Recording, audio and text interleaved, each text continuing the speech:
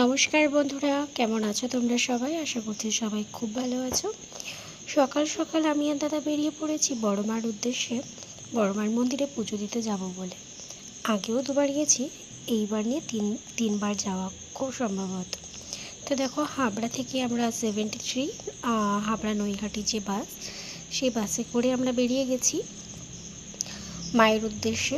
আর পরপর কয়দিন ছিল প্রচণ্ড বৃষ্টি।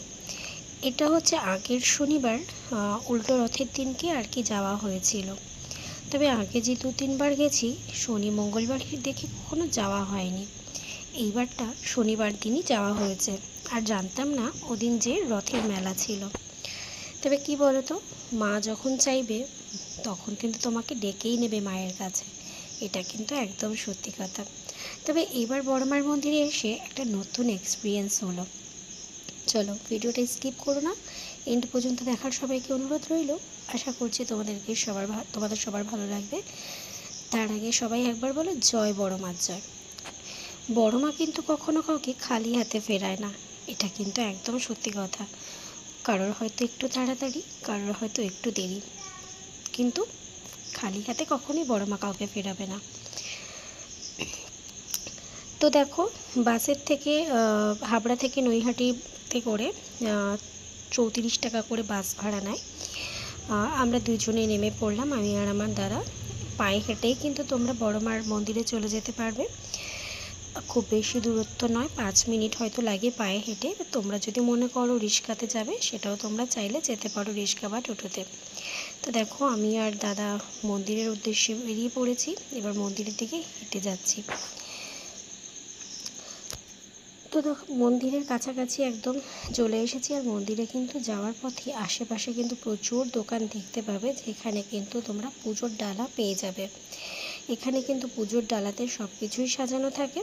আবার তোমরা যদি কেউ মনে করো যে বাড়ির থেকে তোমরা পুজোর জিনিসপত্র নিয়ে আসবে, সেটাও কিন্তু তোমরা চাইলে করতে পারো।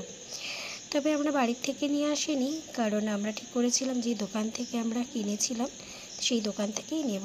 এই যে দেখলে, পুরো বড়মার মন্দিরের সামনে চলে এসেছি। এবার হচ্ছে মায়ের পুজো দেব, পুজোর ডালা নেবার পালা। পুজোর ডালা কিন্তু তোমরা যে যার পছন্দ মতো নিতে পারো, যে যেমন ধরনের চাও। তো এখানে মন্দিরের ভেতরে এই যে দোকানগুলো, এই দোকান থেকে এবার আমি ডালাটা নিয়ে নেব মায়ের পুজোর জন্য। তোমরা চাইলে আশেপাশে আরও দোকান আছে, সেখানেও তোমরা কিন্তু নিতে পারো। তো পুজোর ডালা নেওয়া হয়ে গেছে। ওখানে কিন্তু পুজোর ডালা নেওয়ার সময় জুতো কিন্তু ওখানে রাখার ব্যবস্থা আছে। জুতো টুতো রেখে তারপরে আমরা পুজোর ডালা নিয়ে আমরা চলে আসি। আর দেখতে পাচ্ছ লাইনের অবস্থা, বিভৎস লাইন ছিল। মানে ফার্স্ট টাইম এরকম একটা এক্সপিরিয়েন্স হলো। এর আগে ভিডিওতে অনেক শুনেছি, অনেক দেখেছি, তবে নিজেদের সাথে এটা কিন্তু প্রথমবার হলো।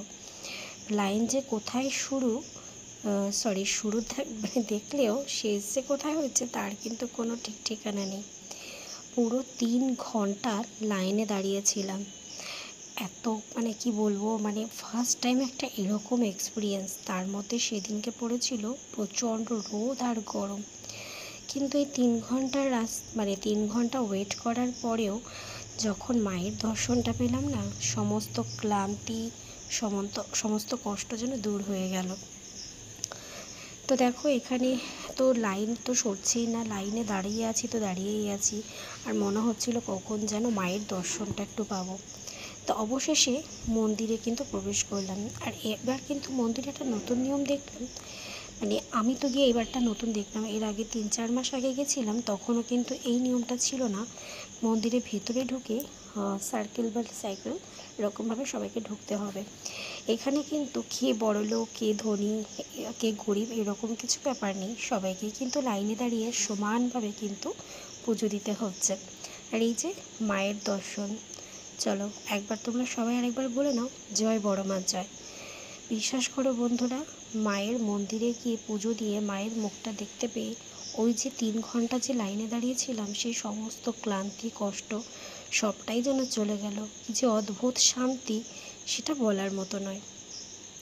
মন্দিরে পুজো দেওয়া হয়ে যাওয়ার পরে আশেপাশে কিন্তু অনেক দোকান তোমরা পেয়ে যাবে, সেখান থেকে কিন্তু তোমরা খাবার দাবার খেয়ে নিতে পারো। রিজনেবল প্রাইস আছে। আর যদি মনে করো খাবে না, তো সেটা যার যার ব্যক্তিগত ব্যাপার।